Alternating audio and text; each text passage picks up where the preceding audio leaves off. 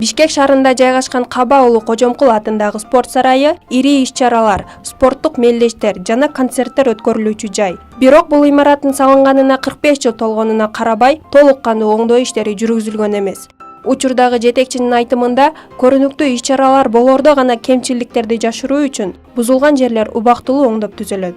Ошо 1 айдын ичинде колдон келишинче даярдап иш аракеттерин жасадык. Биз анда айла жок да эскини жабыш үчүн баннерлер менен полдун состояниясын азыр көрсөтөм сиздерге. Полдор вообще эскирип калган. Краскасы кеткен, краска да албай калган ошочу. Чуңкурайып. Анан ковролин менен жаптык полду. Эски сиденьяларды алдык, алдындагыларды жылдырдык. Жаманды жашырып эптеп өткөрдүк да. Ошентип оюндан кийин коноктор жана спортчулар кетишет. Ал эми эскилиги жетип чирип баштаган имарат ошол боюнча кала берет. Мондай саргарып потолок эзилип аткандан жашырып жасаганбыз. Бүгүнкү күндө монтип суу толуп калат. Суу толгон сайын четинен агызып коебуз.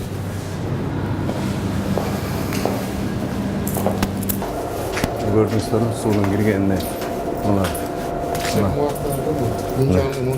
Түшүп турат потолоктон талкаланып.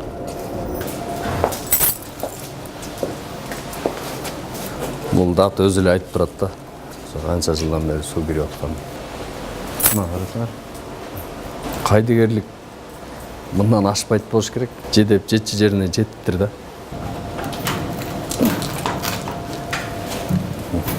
Негизи имараттын основаниясы да ошол отургучтардын түбү кармап турган ушулар да. Ал жерде эле 1000ден ашык киши отурат. Кудай сактасын, эгер бул жактан бир кете турган болсо, канча деген адамдардын убалына калабыз да.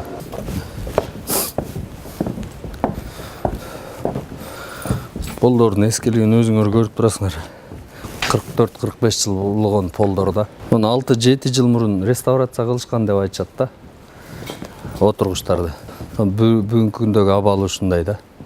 Азия чемпионатында алдыңкы 3 катары алынган. Бул жерде убактылуу подиум кылып чоюп жасаганбыз полдучу.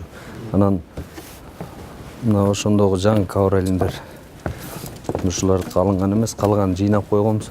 Ушундай ковролин менен полный жаап чыкканбыз да полдучу. Ошону менен көрүнгөн эмес. Капталын, артын, бу капталын бардыгын баннер менен жапканбыз. Бул көйгөй ушул күнгө чейин козголуп келген. 2013-жылы ошол кездеги премьер-министр Жантөрө Сатыбалдиев да жардам берүүгө сөз берген эле. А бирок буга окшогон убадалар сөз түрүндө гана калып келет.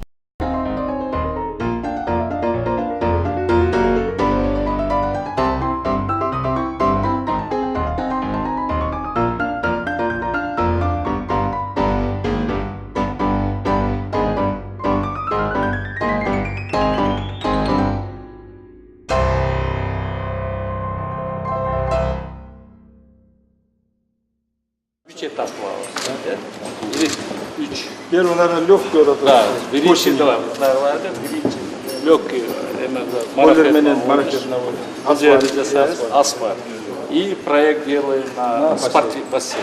И обследование большого комплекса. Вот это первый.